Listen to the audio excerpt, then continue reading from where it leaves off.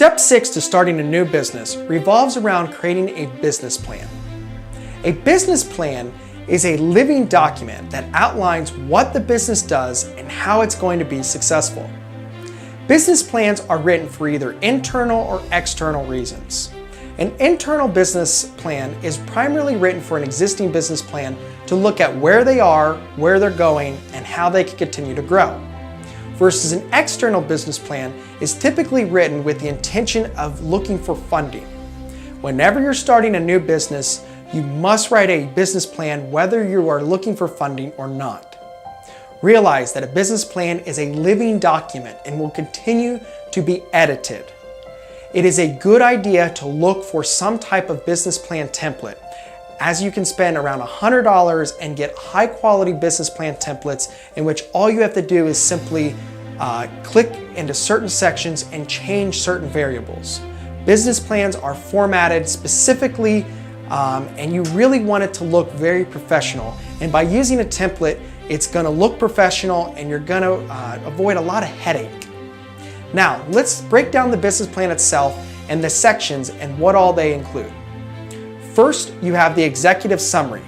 The executive summary is perhaps the most important part of the business plan and should be written last.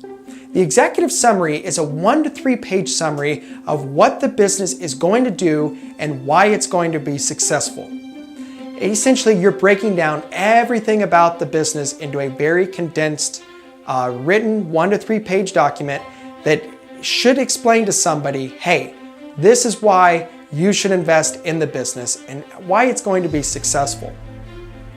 Next, you have the company overview. The company overview is pretty much a snapshot and is really a bunch of bulleted things about the business. How old is it? Where is it located? Many different things that are very simple, and again, it's not exactly written in the form of the executive summary. Realize that a business plan, other than the executive summary, is going to be a lot of bulleted, quick, short answer information. Next, you have the industry analysis. This is actually looking at the industry you're going into. Is it currently growing? Is it decreasing? Is there a lot of competition? Really, that's going to help the investor realize if, okay, is the industry going to be a good one to get into, or is it something we want to avoid? Next, you have the customer analysis, which is really breaking down who the consumers are, the primary and secondary target markets, on who's going to consume the products, whether they be goods or services. Next, you have the competitive analysis, which is looking at the indirect and direct competitors who are, again, going to satisfy the wants and needs of the consumers that you're trying to market to. By identifying who the direct and indirect competitors are, you can really kind of see how you're going to compete and gain market share. Next, you have the marketing plan.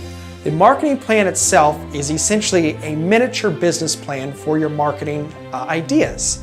Within the marketing plan, you're identifying your products, the prices, place where you're going to sell, and promote how you're actually going to get the word out there through advertising. After the marketing plan, you have the operations plan. Operations revolves around the actual production process or interaction you have with the consumer. How you're actually going to get the sale done and through the actual process will all come down to your operations plan. Next, you have the management team and plan. How are you actually going to make this business successful is really going to be dependent on who all is involved in it. If you don't have a strong management team, you aren't going to be able to fill the management, operations, and everything else that goes along with running your actual business. One of the last sections is the financial plan. How much money do you need and when do you plan on potentially exiting your actual business? That'll really break down forecasting, okay, we predict that we're going to have this much sales, but we need this much money to buy this equipment or this property or these supplies in order to be successful. The last section of a business plan is an appendix, which essentially is where you'll include graphs and other information that you reference throughout the business plan. Every section is important in the business plan, and again, the executive summary should be written last after you've gone through all of the other sections, and then again be a summary of all of it. If you have any questions on how to write a great business plan, please do not hesitate contacting us. Thank you.